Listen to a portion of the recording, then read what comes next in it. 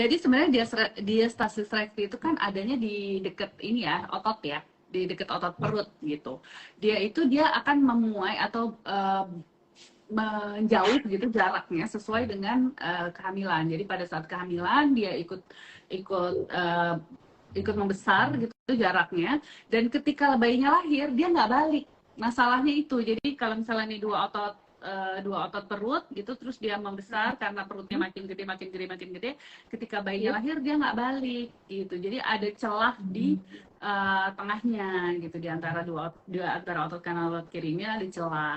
Nah, itu memang akan mempersulit seorang perempuan untuk kembali ke bentuk semula lagi perutnya, karena ada celah itu. Jadi terutama kalau olahraganya salah ya, dia tetap akan bikin kembung. Jadi nggak bisa rata perutnya, nggak bisa langsing seperti semula gitu, karena ada si diastasis rekti itu. Jadi kayak kok udah berat badannya udah normal tapi kok perutnya masih kembung aja ya, masih buncit aja ya, biasanya itu karena diastasis rektinya luas gitu. Jadi memang itu harus diperhatikan pada semua perempuan yang habis melahirkan. Oke, baik. Jadi perenggangan pada otot perut ya, jadi ada di kanan, di kiri, dan tengah-tengahnya kosong menjadikan buncit gitu ya dokter ya? Ya, jadi seakan-akan kayak buncit gitu, padahal itu meregang. Jadi kalau misalnya ototnya sini kanan kirinya udah kuat, tapi karena ada peregangan Mm-mm. itu jadi dia buncit terus, jadi seperti belly fat gitu. Oh, oke, seperti itu ya Bun ya. Ototnya namanya Kalau rectus cara, abdominis kalau misalnya mau nge-google ya. Heeh, Otot ya, rectus abdominis dua, kanan kiri biasanya dia. ya, oke seperti itu. Tapi ada caranya nggak sih dokter mencegahnya gitu sama mengatasinya gitu kan? Ya, Karena kan pasti udah otomatis sebenarnya ya, pasti bayinya kalau ya sebenarnya cara yang terbaik itu memang dia harus tahu kapan memulai olahraga gitu untuk mencegah si diastasis rekti. Pertama, ada penilaiannya dulu, seberapa besar sih si diastasis rekti ini gitu, seberapa luas gitu. Kemudian kapan sih dia bisa perempuan pasca persalinan ini boleh melakukan olahraga gitu dengan diastasis rekti seperti ini gitu. Biasanya yang dikuatkan memang core-nya dulu, core muscle-nya dulu, yaitu si rectus abdominis, terus ke belakangnya juga, ke otot-otot di belakang.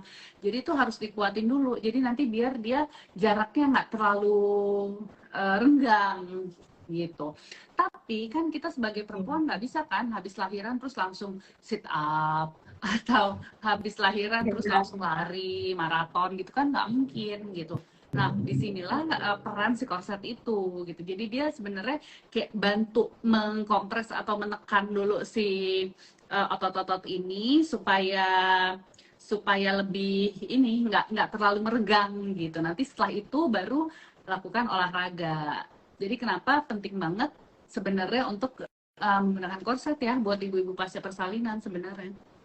Nah, berarti ini ya harus benar-benar pakai korset nih setelah nanti melahirkan supaya nggak kena Hmm. diastasi rekti atau yang sudah kena juga bisa kembali lagi ke shape semula gitu. Ya, Tapi karena memang aku olahraganya boleh nggak tahu bisa nggak dok? segera dilakukan.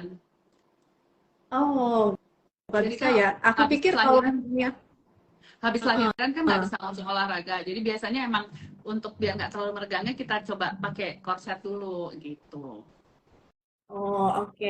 Ya karena aku pikir langsung aja gitu ya habis lahiran olahraga loh kan masih lemas ya, Iya. masih lemas masih juga aware harus hati-hati juga Dan kan. satu lagi kan ototnya kan habis meregang ya akibat dari kehamilannya gitu. Jadi kan nggak bisa langsung harus langsung kuat gitu Aktivitas kan, ya. nggak mungkin kan. Nah, langsung aktivitas kan pasti ada masa recovery-nya dulu.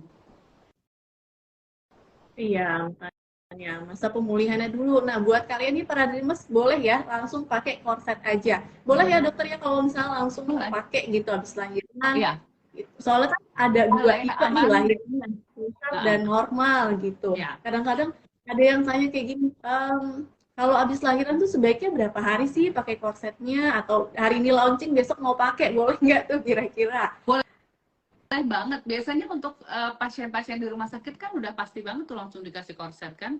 korset. Biasanya kalau dari rumah sakit korsetnya kain gitu. Tapi kemudian ada Oke. pertanyaan lagi, boleh nggak menggunakan korset yang ada kayak tulang-tulangnya gitu? Itu sebenarnya juga nggak apa-apa karena memang ada tuh risetnya, penelitiannya kalau misalnya penggunaan korset atau garment, abdominal garment itu membantu mengurangi rasa nyeri pada bekas operasi sesar untuk yang melakukan persalinan sesar. Jadi mobilisasinya lebih cepat, pergerakannya lebih cepat, bisa langsung menyusui bayinya gitu. Jadi memang sangat membantu sih.